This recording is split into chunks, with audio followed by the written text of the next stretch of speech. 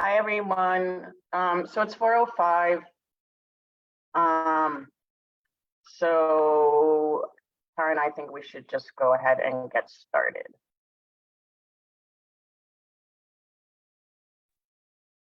Is that cool, Desiree? Okay, great.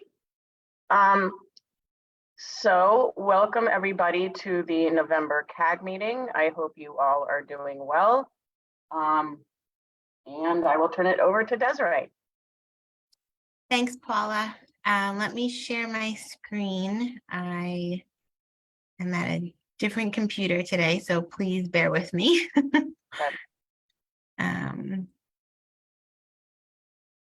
All right, let me see.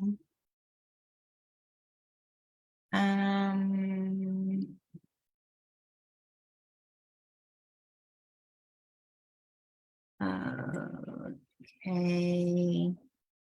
Okay, is it in like presentation mode? Full screen? Yep. Yes. Okay, great, because I can't tell. All right, great. Thank you very much. All right, hi, good evening, everyone. Like Paula said, welcome to the 27th ESCR Community Advisory Group meeting. My name is Desiree Gazzo. I'm Community Engagement for the Program Management, Construction Management, HNTB Lero. I'm joined here today with colleagues from HNTB Lero and our agency, the New York City Department of Design and Construction. And we have an update on the Eastside Coastal Resiliency Project for you. As everyone is well aware, the project is divided, or the program is divided into 3 projects: Project Area 1, Project Area 2, and Parallel Conveyance. This presentation will focus primarily on Project Area 1 and Project Area 2, and we will come back with Parallel Conveyance updates when they are available. A few focus areas that we'll go over today as normal: construction project progress, environment, access, and signage. We will have a hiring compliance update in the beginning of the presentation from Bowie Studios. And then at the end, I was just hoping to go over the inquiry tool with everyone, just to make sure everyone's aware of kind of where it is and how to use it. So I'm going to start the presentation and turn it over to, I think, Stephen or Trang, are you on for the hiring summary? Hi, Trang's on. Thanks, Trang. Hi, everyone. It's been a while since we've reported out, but these are the data for PA2 as of September, and we're still tightening up the data for PA1. Since there are a lot more subs to juggle, so we're still working out those kinks. But we actually have made some progress on the local hiring, but just an overview of where we are with PMCM and the GC staff. A reminder that both teams came in with the majority of staff working on the project already, that they were already existing personnel. So there's a smaller percentage of new hires for this program. But we're very excited to maintain the numbers as the project has progressed, that on the PMCM side, the makeup of the diversity and the gender diversity of our team is definitely ahead of what the industry average is. So for the construction management portion of the work, we're very proud of that. And on the GC side, where we definitely have more to make up on, and we've been working very hard with DDC, ODIR, and the local partners to do the outreach and recruitment efforts to get more interest and have more exposure to the local workforce. We could go to the next one.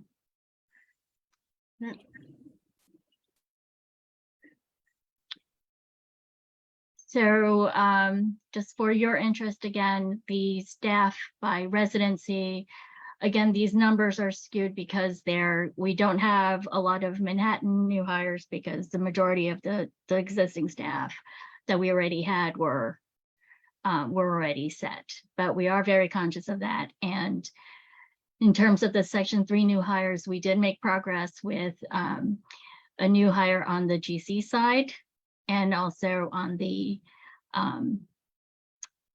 non-trade side. And that actually came out of a recent job fair that we did with Henry Street Settlement. So there was a good turnout. We had very good candidates, and the individuals that we weren't able to hire, we've actually referred to other opportunities with the team members that are part of the HNTB Lero team. And we did the same thing on our last in-person quarterly information session. So we had some interest in some folks submitting their resumes, and that had also been referred, and we'll keep you posted on where those candidates end up. Next slide.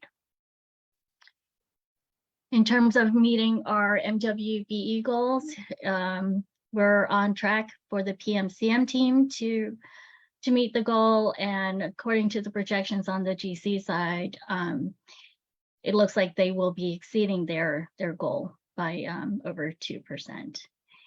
And again, we've maximized where we can the number of new hires to come from our MWB subs, and so they make up 83% of our PMCM team, and the GC side is also at 18%. So we're working on that, and hopefully this is a good trend, and we'll continue with that as the project progresses. Next slide. As you've heard before, we have these ongoing efforts with working with ODIR, our quarterly information sessions, and a lot of that is based on what the content and format is based on feedback we get from after each one. And you might have noticed that we've been, as part of the emails and the weekly updates when there are open positions or events, training, workshops, webinars, we post that so that we could give opportunities to individuals and firms who are interested in the program, but need a little help to get organized or get more familiar with how to do business with the city and with the CM. And then city and local partners, we're still coordinating with Department of Small Business Services. We post a lot of their information, Workforce One or other webinar and business training sessions on our website. Again, actively coordinating with Henry Street Settlement, which is the lead for the Lower East Side Employment Network. We have candidates from NYCHA recruitment programs that if it looks like they're a good fit, we also try to look at if there's something that we could use for this program.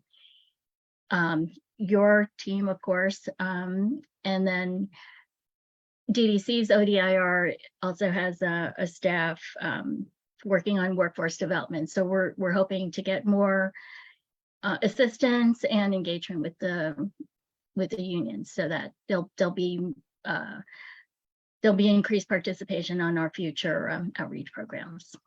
And I think that's my last slide. Great, thanks, Chang. Do we want to take questions, if there's any questions on this first, and then we'll go to the construction update?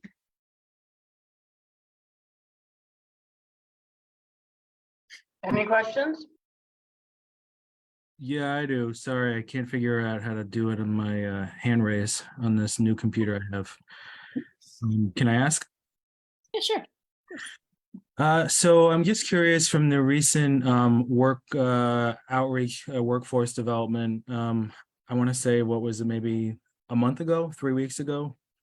But in any case, do you guys have any numbers on how many people attended that, and then from there, how many people you were able to onboard to either other job services or within ESCR?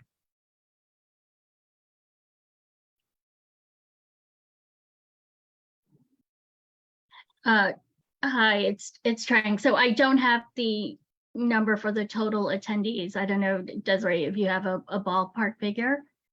But I know personally that one of the individuals that attended the event submitted his resume. I actually interviewed him, and we actually referred him to a client, not on the ESCR program, but for a different project that had a need for his specific set of skills. So we're waiting to hear back. So that's kind of been the model of what we're trying to do. And the same thing happened when we did the Henry Street Settlement job fair. It was in response to the ESCR's need for, I believe, admin and payroll specialist. And we gave the priority to the ESCR team members that we're looking to hire. But then the other candidates that weren't hired, interviewed and not hired, we also took their information, and we're trying to see if they might be referred to other active projects that we have. Okay, thanks. I mean, I think that you guys, and in this case, your firm is consistently doing the right thing in terms of trying to make the outreach, and we're trying to advocate for our residents who are mostly impacted on this project to be, on any of these teams. But my question is also because, as far as I'm not going to at all question Henry Street Settlement or Lesson, for example, but I'm just curious because a number of us, and I'm sure other people in this CAG, do individual outreach and notifications and posters, postings within our developments, and just trying to see how successful that is, in terms of trying to figure out, if you guys are getting like one person out of the entire Lower East Side out, it makes me question whether or not like that's going to be enough in terms of the strategy that's currently employed. So it would be good to get more of those specific numbers is what I'm saying. Yeah, and Frank, to answer that, I think there were about 20 people that attended that event, the in-person event. It was our first in-person event. And so, we got really great feedback from the people who were there. Some of the people were just learning about the ESCR project. Some of the people came specifically with resumes, like Trang had mentioned. Again, I know, there was one individual, and we passed along his resume to HNTB and, HNTB and Lero separate from the ESCR project. But we would love to have, more participation, and we did do quite a bit of advertising and posting notices before the event as well. But again, we will continue to have events like this, and the resources are online. And if folks within, you and others on the CAG, if folks within your communities that are seeking jobs, they could submit their resume, to the ESCR, through the ESCR website, or to the CCLs, or, that's, you don't have to just wait for an opening to do that. Okay, that's So, really, really helpful. Thank you, Desiree, especially that part about submitting it to, in Project Area 1's case, Joyce, because I'm just going to say referring people to the website is, I don't know, just knowing my residents around here, that's not a very likely kind of process to result in anything. But thank you very much. And do you know when you will be having another kind of workforce development session? yeah, probably in the new year, we're looking to have another one. I think with all the holidays coming up, a lot of people's schedules are kind of all over the place. Of course, yeah. So I think in the new year, we'll have another one. But also if there's people at Gouverneur Gardens who are looking to learn more about jobs, we can come, bring information about jobs there. If there are people if NYCHA wants us to come and speak, to folks there, we could certainly do that. We've reached out to be invited to TA meetings, and we haven't got much feedback. I know things are still kind of up in the air with a lot of folks still from COVID. but we're more than happy to, come and speak to job opportunities. We have the materials. We had the last one focused on the your work, your pathway. And we have all of the career pathways that we were able to gather from lots of folks that work on the project. They're all on the website. We could share that link. Actually, I think Joyce or Sonia can share that link for all of the materials that we created for the last in-person session. So, we have everything. We'd be more than happy to bring it, to wherever, whoever would like to host us and talk more about. Yeah, Those no, different and I won't take any more time on this, but I thank you because you guys have been really you've been saying that same exact thing, and if I'm not mistaken, we're coordinating to have you at our next board meeting, and then we'll add this workforce component to it. But you guys have been out there being available, so I appreciate that. Thanks. Yeah, and just one more thing to clarify. So that last in-person meeting was more about career pathways, and so that was a nice surprise that we got that resume from that event. And then I believe good old Lower East Side and Henry Street Settlement were partners that showed up for that event. The job fair hosted in October with Henry Street Settlement were for specific job openings on ESCR and other programs. And we definitely interviewed more candidates than we had positions to fill. So that we thought that was really successful. There were quality candidates, and the ones that weren't hired for ESCR, we moved on to other ones. And then DDC also did an ESCR forum with all of the team members for all of the contracts. So at those presentations, we also included not just the ESCR, but also, and not just for subcontracting, but also hiring opportunities on the team members' websites as well. So there are a lot of different resources. But if you think that they're, if they're random resumes that come in and you want to refer to us directly versus going through the website, that's fine too. It's just easier for us to track it if it goes through the website. But I totally understand some of the challenges if you're referring people to websites. Okay, thank you. Yeah, it is a challenge. Robin? Hi, thanks. Hi, Desiree. Looking at, I don't know about all the jobs that have been available, but for what's on the website now are very skilled jobs, inspector jobs and fencing. And I don't know, you're also, if there are non-skilled jobs, that are being created for this project that maybe people who don't, could work on, like, for example, I don't know if you're also working with Parks Department, if they're doing anything at all, also, especially to hire their, seasonal people to work in this park or through the park in connection with the project. Jobs that have to do with cleaning or, maintenance, that kind of stuff. General jobs that maybe the neighborhood needs in relation to the project, but that that you don't have to be a skilled, licensed or union member for. I'm sure you'd be doing that also. I just want to clarify that. Yeah, and sorry, Robin, you were breaking up a little bit now, if that was just on my end because of where I am. But I think, I think I got the gist of the question. I think, we are managing or referring folks to jobs based, during this construction period. And we don't include on the website Parks Department openings and things like that. I think that'll go through the city, like agency positions. I think you have to apply through the kind of city portal for city jobs. And then, for, again, when the park opens and things like that. But as far as like other openings that are kind of non-skill based, we could certainly, again, reach out to both the contractors to see if there are any other openings besides what is posted on the website. But typically they send them in kind of as they need them.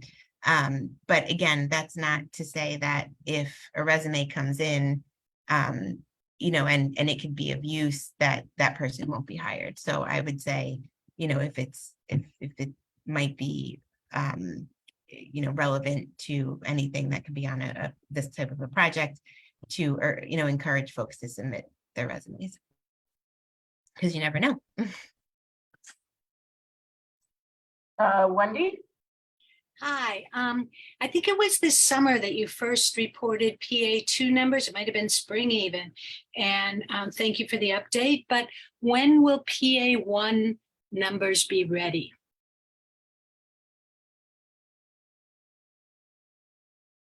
Trang, do you want to take that, or? Yep, we should have it for the next quarter. And we're scrubbing the numbers now and trying to work on a cadence for their reporting. So it's definitely more numbers and more subs to juggle, as it's a bigger contract. So when you say next quarter, do you mean by March, or do you mean by December? When is how have we been doing the quarters, Desiree? What's the cycle? To be Is it- completely honest, I'm not 100% sure it's specifically what the cycle is. You know, we've been doing, I think, every 3 months about, and I'd have to go back to that. But I think when you were, you know, we're trying to get all the numbers coordinated. Like Trang said, there's a lot more for PA1, and when we have them, regardless of if it's like before a certain quarter, you know, we'll have them. But I think, you know, if we don't have something by the end of the year, then it'll be the beginning of next year. But the team is working on it, and we are working on it with the contractor and with DDCO as well. Thank you. Okay, I don't see any other questions. If not, I'll just go through the construction update then. Great, then thank you, Trang, for reporting on this tonight.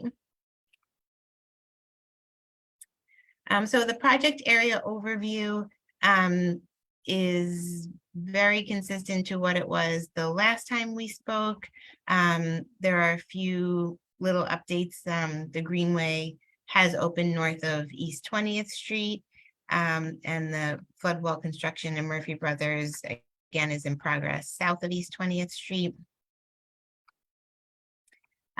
For PA2 construction progress, again, we're about, what are we, a month and a half shy of the end of the year. And we have some updates on how Stuyvesant Cove Park will reopen in the next slide. But as you can see, Ashley Levy Playground is open. Stuyvesant Cove Park is closed, and as well as Murphy Brothers Playground. And then this is the anticipated opening schedule of Stuyvesant Cove Park. So the area around Solar One, that will be temporarily restored with temporary asphalt. As we know, there will be eventual construction of that Solar 2 building there, so it will not be fully restored, only to be kind of put under construction again.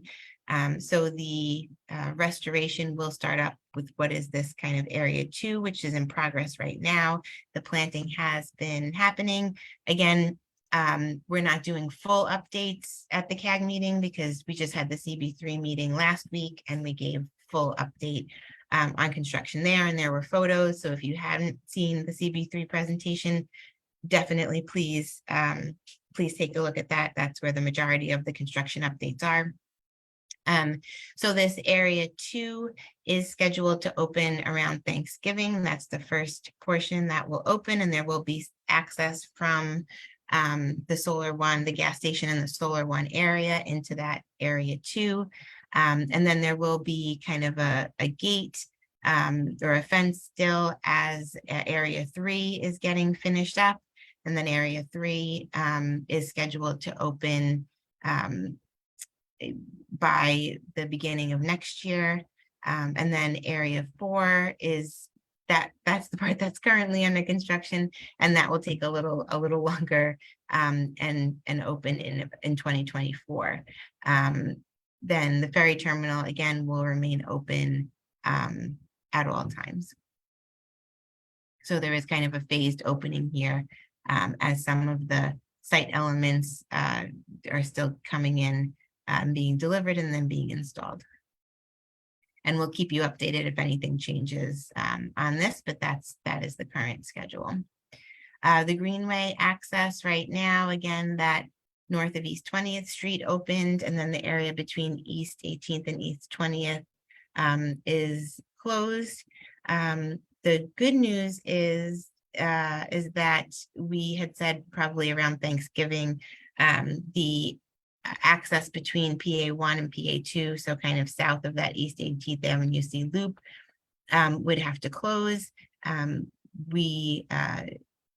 The contractor is able to keep that open a little bit longer, so that will not close until the beginning of, potentially the beginning of next year, when that area, the northern area of the park opens. So when that northern area of the park opens, then they will be able to provide kind of ferry access from there, and then the southern portion will close. So that'll stay open for a bit longer. And again, this is what the Greenway detour looks like right now. So it used to extend all the way to 37th Street, and now the Greenway is only to 20th Street.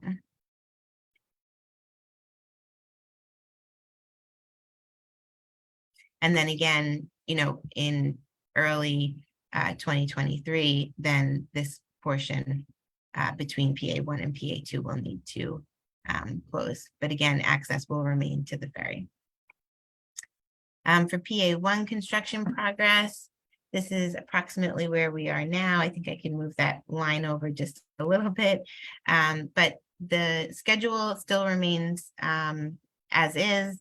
I think we received a question about things starting to open next year in the phasing approach that's online, and this is that's the link to the timeline, but the project updates page has all the different approaches. The approach that was originally presented, it has an update or a link to the project updates, which is a little more detailed to this, and this schedule also is on the website.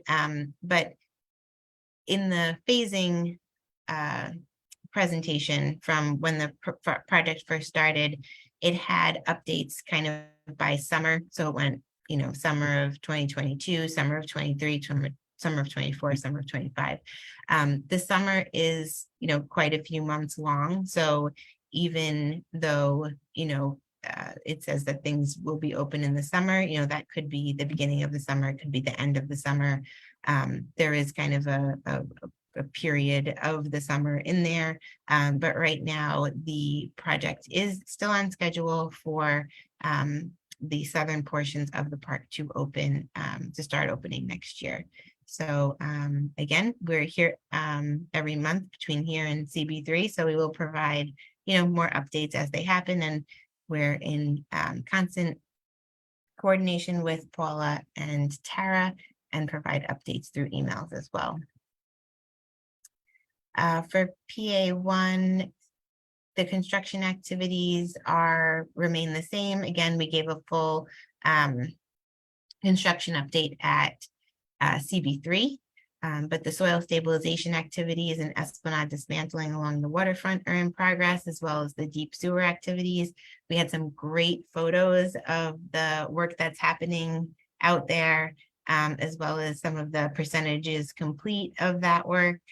So again, please check out CB3 if you had not.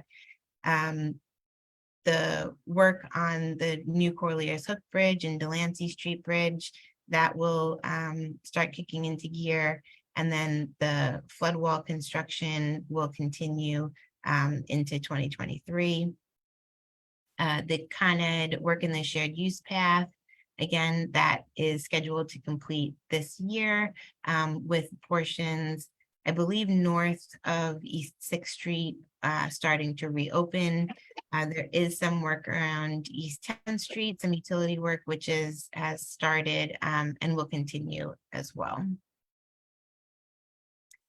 The Montgomery Greenway floodwall activities, as many of you are probably aware, that live close to the park. We have had to do night work for this week. That will continue into the beginning of next week. The contractor will not be working the Thursday and Friday of Thanksgiving. So again, it's scheduled to continue into next week. And then if everything gets completed, then they won't have to go into the week following Thanksgiving. However, if there are still work activities that need to be completed, it might spill over into the week kind of after Thanksgiving. So we will keep you notified. The bulletin will be updated with that work. This is just the construction work sequencing again, just to show kind of where we are with the inland work. We spoke about that. You know, the next steps will be the concrete foundation and the flood wall down along the Greenway. So that'll be really exciting when that begins, and then that will connect under the FDR Drive to the work that should start in Gouverneur Gardens, or that's scheduled to start in Gouverneur Gardens sometime early next year. So then that will kind of, facilitate the completion of the flood wall in that lower half of the project. And then the waterfront and Esplanade, once the Esplanade is removed in sections, then the new combi wall and cap wall construction will begin. And that's again, more pile activity in that area. So for PA1 access and signage updates, we have been speaking to the contractor about the Delancey Street additional signage that has been requested. There have been a couple of small changes out there that we've coordinated, and then we're putting up some signage from the community engagement perspective, and then the contractor is working on getting additional construction signage as well. So that is in progress. We've been trying to reach out to Google Maps to update the maps, their maps, which show closures for the project. In the beginning of the project, we were unsuccessful with the contact that we had. We just received a new contact in coordination with City DOT. So we will be looking to update that as well, which would help with rerouting folks and letting people know that things are closed, because I think that is probably the most widely used map app for getting around the city. And then for site signage, the signage does come down in the park. So while we do update the advisories and the bulletins, we do kind of regularly update the access, restroom, some more of the kind of directional signage. So our CCLs have been busy this week, and they will finish up in the next couple of weeks updating the signage in the park. So again, we are always open to suggestions for signage, but we will be kind of updating the park signage in these next few weeks. For environment for October of 22, for the PA1 AQM, most of the exceedances again were in the 15-minute range. Several were overnight. Many were just due to construction activities, and then once dust suppression techniques were applied, then it alleviated that dust. I just wanted to also share that here we put forth the exceedances not only for the net, which again is kind of what is typically measured as the net. Again, that's the difference between the upwind and the downwind, and that gives you the net. But this is just on a kind of monitor by monitor basis as well. So the bold with the stars are the ones that are actually exceedances with the net value, which again is what is typically measured. But we also provide the kind of just the exceedances at specific locations as well. So just wanted to make that clear. Again, most were taken care of within about 30 minutes, and most were from, just the construction activities. We have received at the CB3 and in other instances as well, concerns about dust on site. And we have, let the contractor is aware of that, and our construction team. So again, we're working on these things, but it also is, a construction site. So there is a minimal amount that is expected, and the contractor is working to control it with the suppression techniques. And again, the 24-hour time-weighted average was not surpassed at all for the month of October. I'll update that before I post it. Sorry. These are the October locations. They are the same as they were for last month. For PA2, there was only one little 4-minute exceedance, and that was after work hours. And I'll update the September on here as well. My apologies. So I'm going to unshare my screen and then reshare it with the inquiry tool. I just wanted to quickly go over that, and then we could take final questions.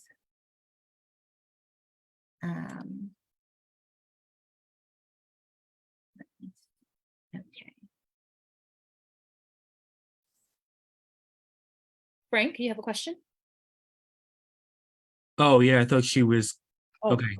If okay. she's done, then I will have a question. I wasn't clear, sorry. Actually, I mean, Desiree, did you want to stop sharing your screen to load up another set of slides? I was trying to stop sharing it, but it won't give me the stop sharing option. Oh, stop share. Found it. Got it. Okay. Sorry about that. I'm like, where? Look at my face. Okay, perfect. So did you want to present more before questions, or are we open for questions now? Let me just present this last bit, and then open for questions. I'll just finish this quickly. Great. So Frank, you're on step. Thanks, Frank. Okay, so you could see the inquiry tool. This e-cycle resiliency. Okay, perfect. So when you go to the ESCR website, on the contact us or contact page, which is the last tab on the website, it takes you to a link to the inquiry tool. And I just kind of wanted to just go over quickly how useful it is to us. At the CB3 meeting, Trevor also mentioned, that it is a great way for us to track things. I know sometimes it's easier to just make a call or call the CCLs, but this goes straight to the CCLs as well. And it allows us and DDC and the city to kind of track the comments that come in and what they are, kind of what topic they are related to. So it's pretty easy to use. You just obviously type in your question here. And then you could select a topic that applies to your inquiry. So that way, again, it's kind of tracked as, what the inquiry is about. You most definitely want a response. So that box is automatically checked. And then you can zoom in and out to where your complaint is about. And this is really helpful, especially for when we get noise complaints in or things like that, to put kind of where in the project, and this layer toggles on and off between the final design plan or the existing plan. And then it shuts off the reaches as well. So there are a few layers in here. So that's the final design plan, and that is the existing park. You could, look for either. But once you pick a location, it drops a pin there.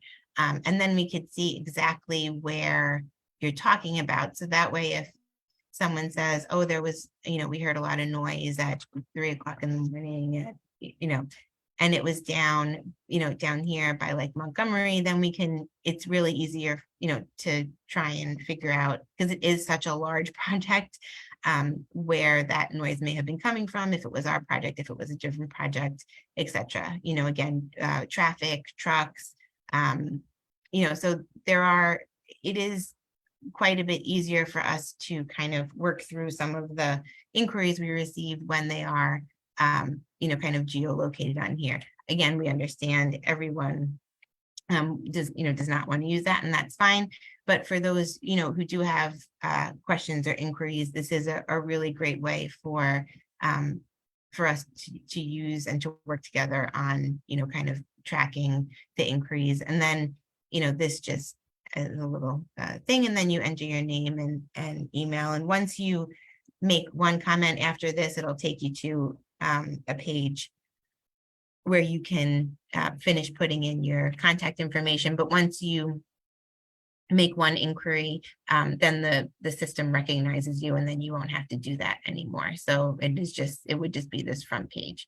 But anyway, I just wanted to go over that in case folks haven't used the inquiry tool.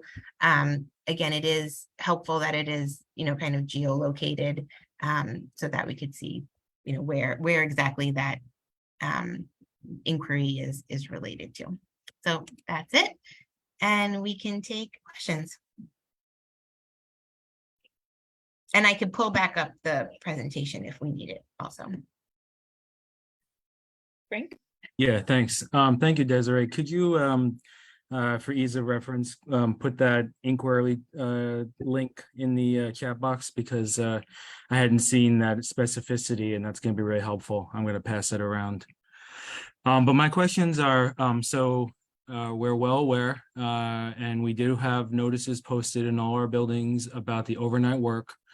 I'm wondering, I realize that, you know, there's a rationale for it, but what I'm hoping is if you could pass along some sort of temperance of the very loud noise to be earlier as opposed to later, because it is loud. I didn't expect it to be as loud as it was going to be, and was at least last night in particular. So if you can just pass that along, I don't know how they schedule that, but like the louder noise earlier. I know it might be a hard ask. But then the second question has to do with your October readings for the particulate matter. And I've been trying to figure out for several months now, because I'm not clear, and maybe you can clarify how you separate the work being done in Pier 42 versus the work being done for ESCR. And if you can clarify, my understanding specifically would be the piles along the FDR is ESCR work, and then it would be fair to say that everything else in Pier 42 is not.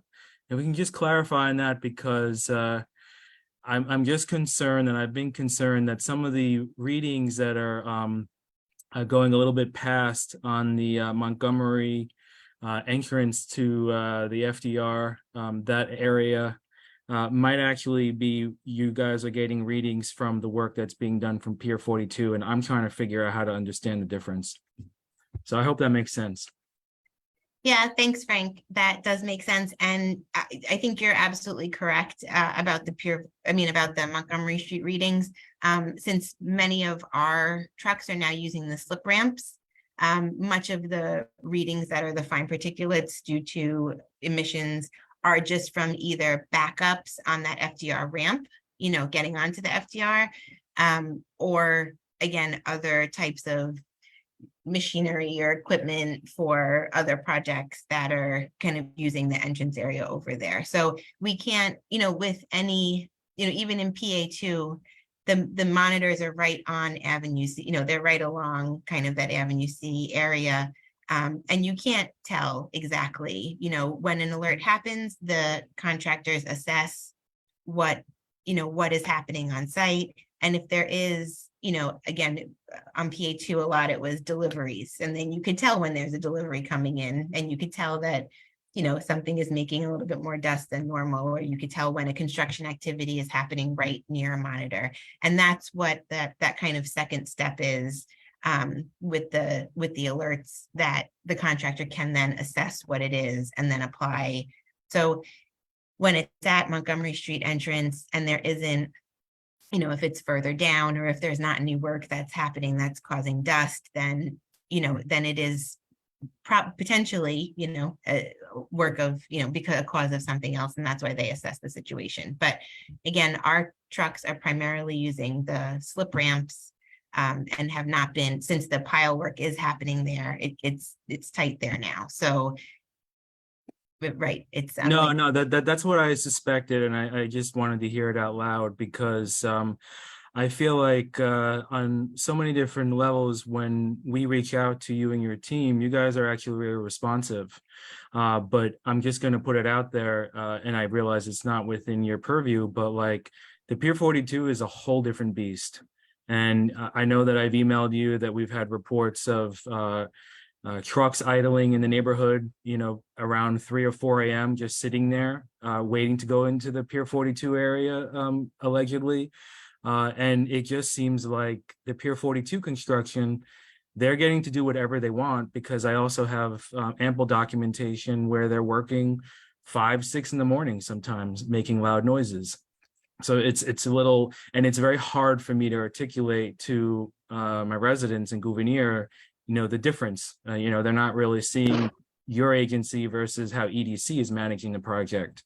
But all right, at least you helped me clarify that with the particulate matter, and I appreciate that. Oh my God, now I forgot what was my first question to you. well, I'll still be here for a little while longer. All right, I'll let someone else go. Thanks. Wendy, then Dina. Thank you. Yesterday, I went to the Urban Soil Symposium, and that was on Governor's Island. And I learned that fill coming from New Jersey and other states, when this happens, it's up to the project lead to do the testing on that incoming field. In our case, is that DDC or Parks or the contractor who's responsible for testing that incoming fill? That's a great question, Wendy. I think typically, and I will probably have to get back to you on exactly how it works. Typically, the contractor or the contractor has a subconsultant that tests the material that's coming in, and then whoever from probably the program management construction team would review those tests as part of the, you know, construction administration work that we do. And then, you know, again, it might have other levels of approval before it comes in, but I'd have to get back to you on exactly who, you know, for this particular submittal would be reviewing it. But that's typically on projects how construction submittals work and testing and things like that. You know, the tests are a third party testing lab, you know, does the test, and you know, then it gets submitted to the team for review, and then the team reviews to see if it meets the specifications. And, you know, given that this is 3.5 years of barges coming in with materials, right? I'm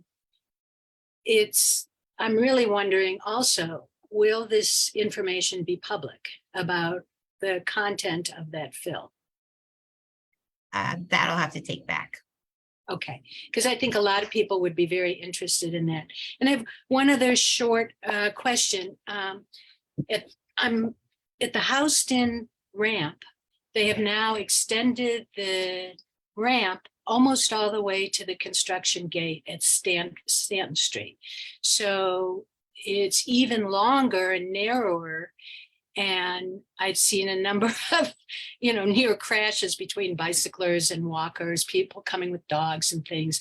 Why did they extend it? And are they going to be taking that away soon? Is all of that fencing going when the Con Ed leaves?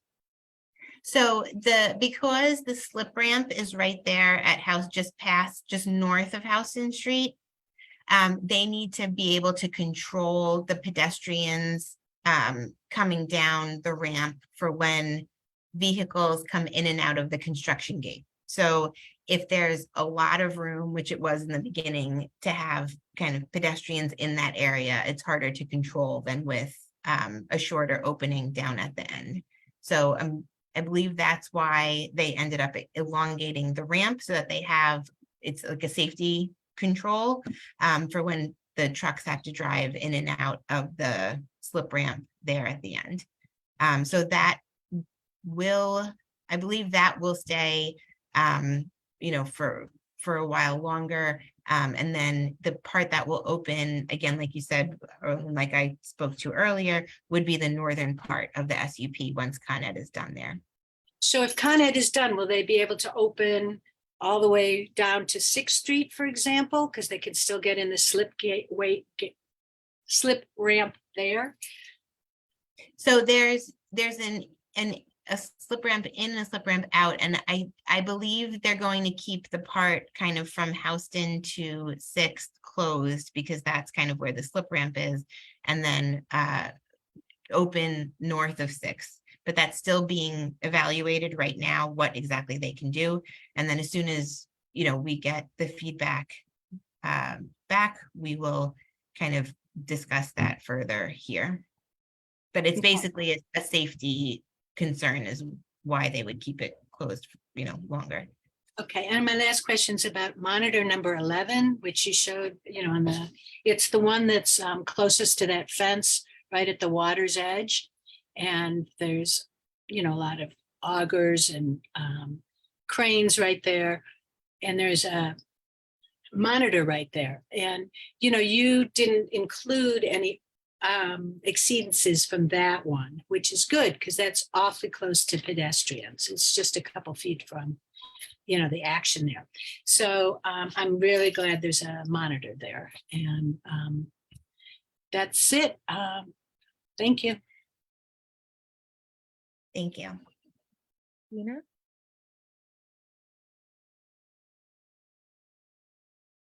Hi, everybody.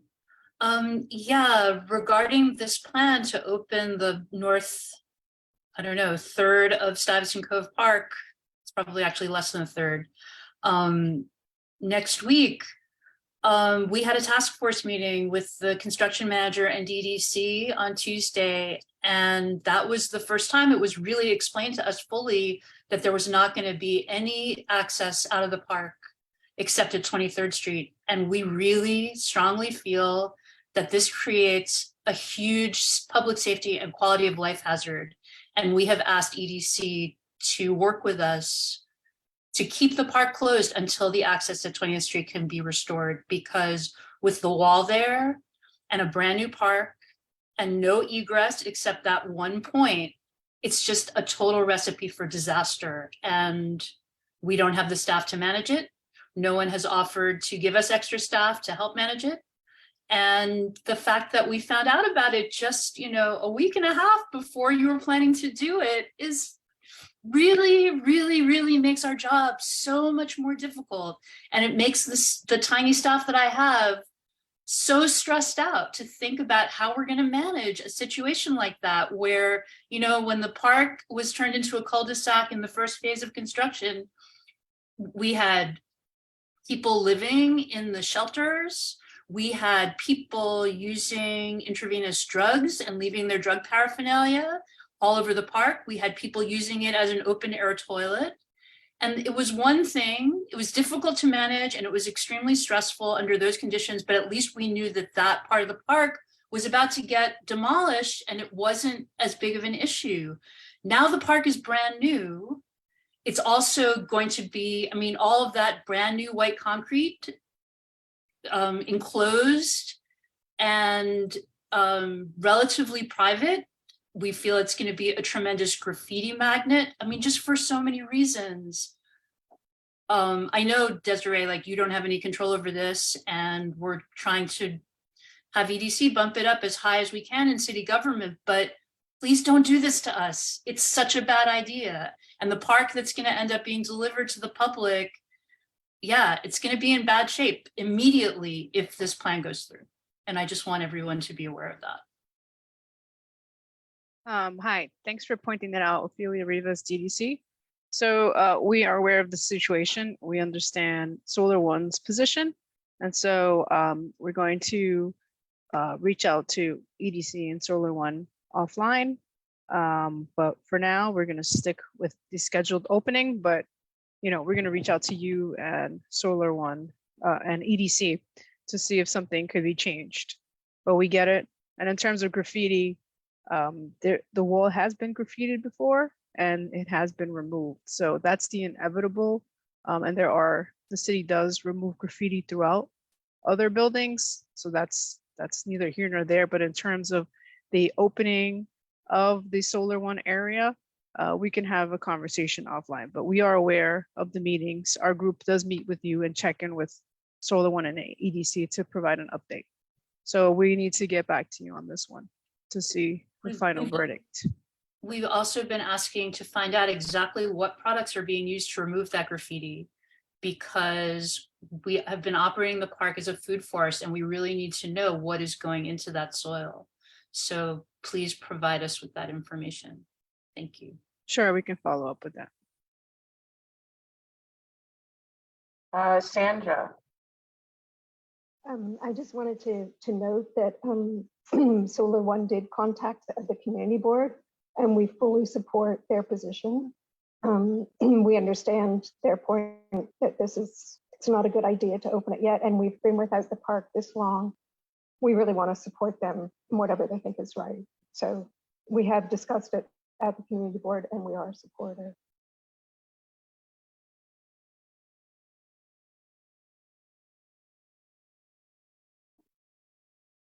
Wendy, you have a new question? Yes, I have I want to say also, I support Solar One. This is like creating a problem that doesn't need to happen. And if that gate can just be closed, as they suggest, until it's worked out, I think that's a better idea.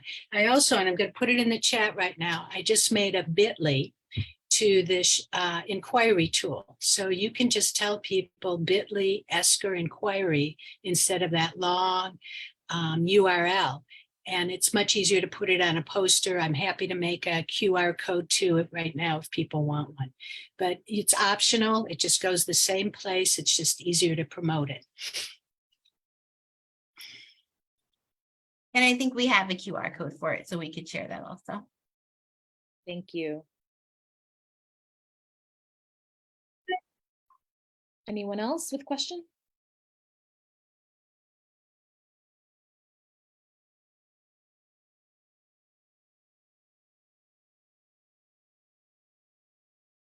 I'm not seeing anyone with a hand raised, so if you do have a question, you could just speak up.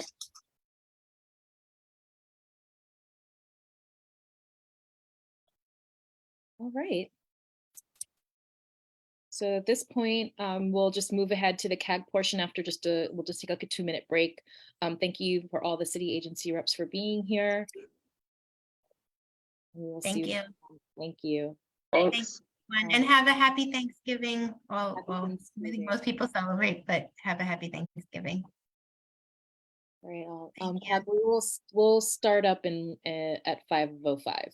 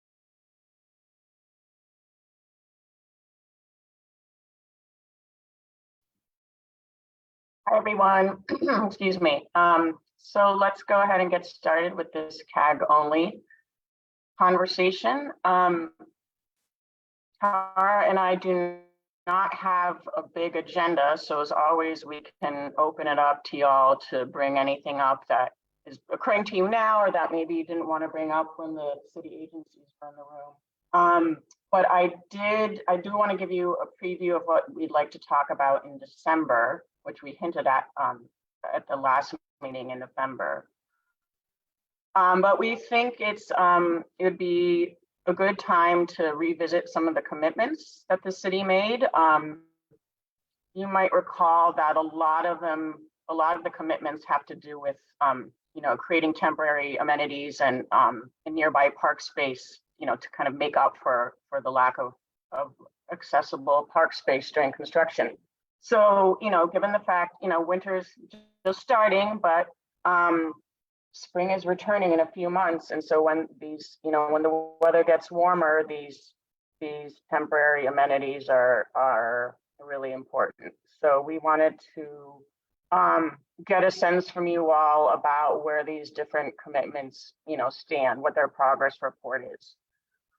So a little before the meeting today, I sent you a document, a Google Doc with these commitments, so that between now and our meeting next month, you can weigh in on, where you think they are, if progress is being made or not. So yeah, other than that, I guess, again, we can open it up to anything you all want to bring up.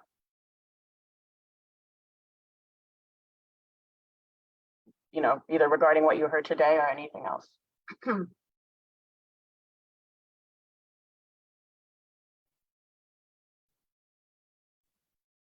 Hi, Paula, this is Diane. Hi, Diane. Do you have an update on where we stand on the bylaws, the voting on the adoption of the bylaws for the county? Yeah, I forgot to mention that. Thank you. They finally passed. We finally reached quorum. Excellent. Yes. So I'm going to be sending them over to DDC soon. We told them, they passed the other day, so they are going to post them on the ESCR website. So thank you to everyone who voted.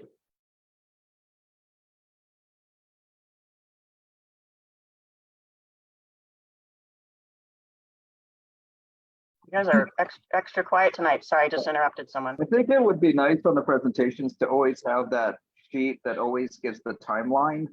I know that, the one that we finally did get, they said they don't want to do it anymore, but at least so if we could have it, we could compare it to prior presentations if we always have that in front of us, instead of having to go looking for it in, other presentations.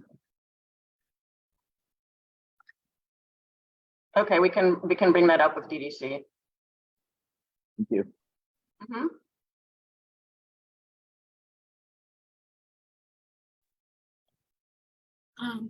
I'm looking at this document that you linked or sent us, the commitment tracker. Mm-hmm. And so much short, it doesn't have all of them. Yeah, it doesn't. And I can add them here, but these are here because they were cross-referenced with the top categories of concern that you guys, I sent you guys a survey in the summer, and I took those results, and then we looked at the commitments and figured out which ones were relevant to which category of concern. But I can add the other commitments to this list. This is a live active document, so I can put them in there. Thank you. Mm-hmm.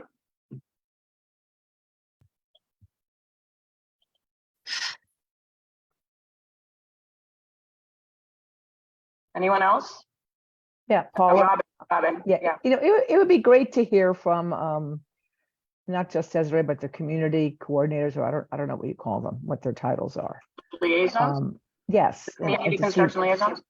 Yes, I'd like to know what they're doing in the community, who they've been talking to, what they're hearing, what issues that they're addressing. I mean, I still think that there's just such a lack of signage and communication about what's going on. even near the park. And I live near, and I'm on the CAG, I'm on the Parks Committee, and I live near the park, and I pass it, and I'm like, what the heck are they doing? So it would be great. Maybe we need to, they need to do monthly community meetings. Maybe they need to come to the Parks Committee meetings every month and talk, something would be helpful. So I'm not even sure how many people know that there's an outlet to communicate.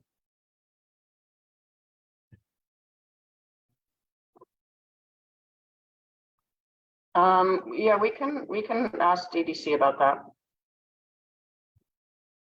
Probably should have said it earlier, but the liaison was great. At the one day they'd started construction at 6 a.m. versus 7 a.m. The pounding by us by Grant and FDR. And after making one phone call, she was right on top of it and said it was a mistake and we didn't have any issues. Said a week later they decided to start doing overnight construction, which is a whole different thing. Oh, but that's great to hear, Dove. So that's wonderful. That kind of report to the entire community would be great to hear. I'll just add to that. This is Frank. The community liaison team was really, really helpful in we're dealing with Con Ed in the back of one of our buildings. And Con Ed to me is a behemoth that no one really can kind of touch or tell what to do. But they have been responsive through the liaison. But I guess I'm not sure, I'm not disagreeing, and I'll address this to you, Robin, but what were you looking for that person to do? Like say the kind of conversations that different developments are having with them? Or just like what issues are coming up across? Yeah, I think it'd be great. It would be great to hear what issues have come up and how they've resolved them. I think it'd be really great to hear that from the community aspect.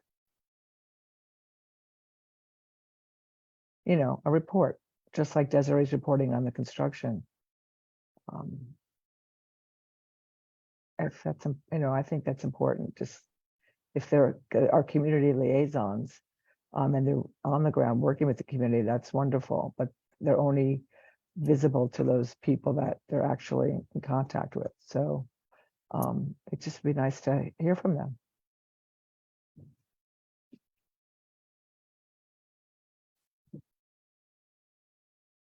Like I'm glad. Yeah, I think that's it. No other reason. I don't, I'm sure they're working really hard. No, thanks. I appreciate that. Sorry, I wasn't meaning to leave a cliffhanger. Yeah, no. I'm sure they're working hard. I'd just love to know what they've been doing.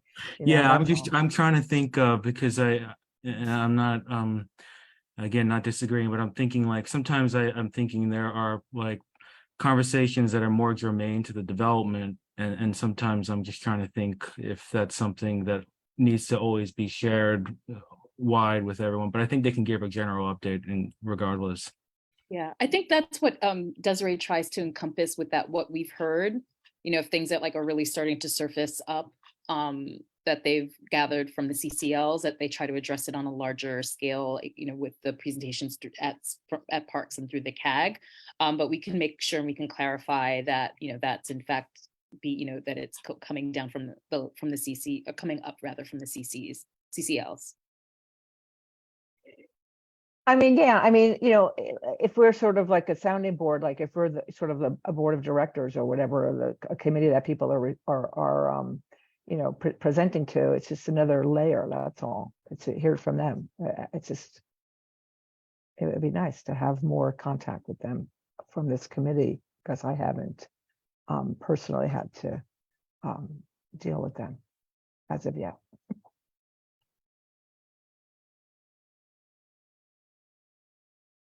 I don't think it's not a big deal. Like I'm questioning their work. It's just like, hey, that would be nice. Yeah, it'd be nice to know that they were down there at 6 o'clock in the morning and they helped out. That's great. That's all. Wendy? So, Frank brought up Pier 42, and I know it's now been it's transferred to Parks, correct? The upper deck of it is now part of Parks, and it seems to fall through the cracks, discussions about it. And I know it has its own CCL. Would it make sense to ask that CCL to come in one of these meetings? So if people, for people who have questions about Pier 42. I have a feeling DDC will say because it is not directly related to ESCR that, why Yeah. should they be at a CAG meeting? I'm just, Yeah. predicting their response. Well, And I- maybe that's CB3 then, Yeah. that needs to ask them to come in, because that, to me, if I lived right by it, I would be concerned. I mean, if there are questions, I mean, what we could do is maybe get that contact information and share that with the CAG. So if people do have concerns, that they can just reach out to them directly. We have that from last time. That's Rick Fogarty, right? Yeah, that's That's his name. so we can redistribute that. Good. And, questions like, comments like, and I don't know, Dina, how, your points were really, to me, very important and poignant about the, delaying the opening until, and also this point about there only being one way to get in and out of that area. It would be really sad if something happened or if somebody quit, out of concern. And that would be a big setback for Solar One. And our whole community, really, that's an important place to all of us. And I don't know if this group as a whole could make a statement about it in support of Solar One. I mean, if they didn't hear about it till just now, how can we, we're supposed to be informed and involved in this. We're supposed to be at helping advise and guide. I really don't want to see anybody get hurt there. Yeah. Or for brand new stuff to get destroyed. Yeah, in the meeting that we had on Tuesday, they claimed that, that the reopening plan had been approved by what they called the commissioners. Presumably one is the commissioner of DDC. The other commissioner, I don't even know who they're referring to, since there is no EDC commissioner, and they are the ones who are actually the administrators of the project. I mean, I guess it technically belongs to SBS. Do they have a commissioner? I don't even know. I mean, I just don't, they say that the community knows and that the community approves and the community wants the park back. And the community does want the park back, as I'm sure Sandra will agree.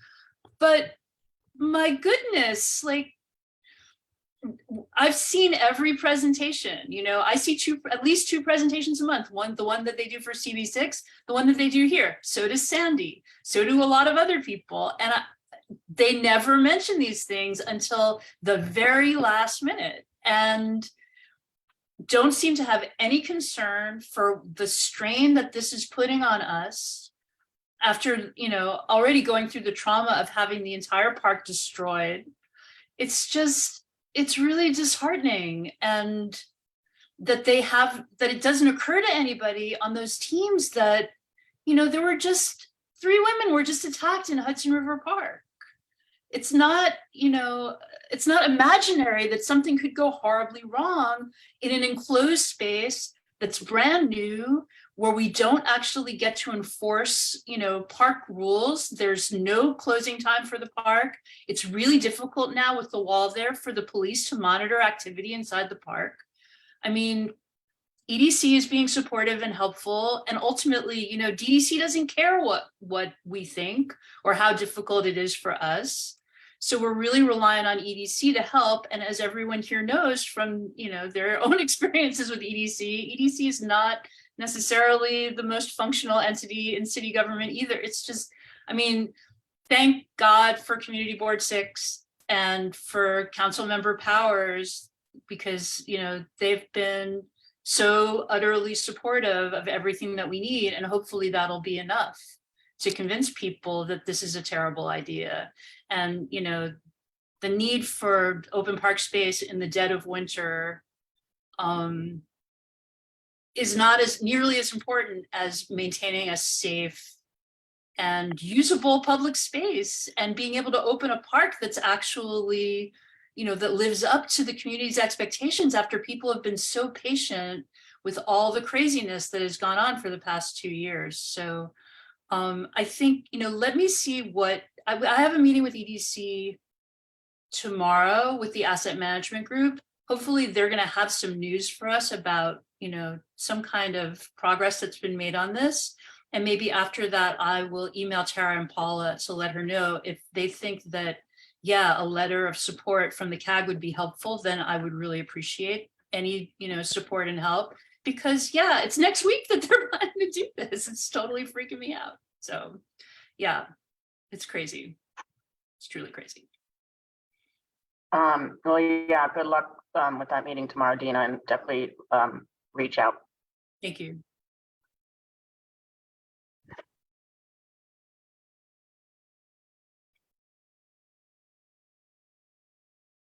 Anyone else?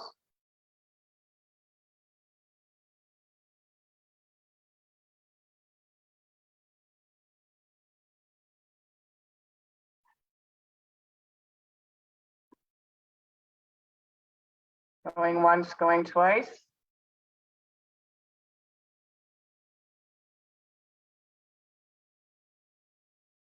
All right, should we adjourn? If there's nothing else, I think we can adjourn for now. And of course, the document that Paula sent earlier, please take a look at that. We'll add the additional commitments that were outside of the CAG priorities that were set earlier this year. Again, so we can have a discussion about what's working, what's not working. I mean, a lot of things are kind of listed as completed, but if we feel that, the past experience of the high season didn't really, whatever was mitigated was not sufficient for park use or optimal for park use. I think, yeah, now is the opportunity for us to really gather those comments and work with DDC to figure out how we can make the next summer and spring better as we continue with construction. So, we'll give you all your time back, and we look forward to seeing you all next month, which is December 15th, I believe. Again, we've adjusted the schedule just to be more compatible with the holiday schedule. Good. Thank you all. Thanks, everyone. Have a good holiday. Thank you. Good night. Happy Thank Thanksgiving. you. Have a great Bye. Thanksgiving. Happy Have a holidays. good Thanksgiving. Bye.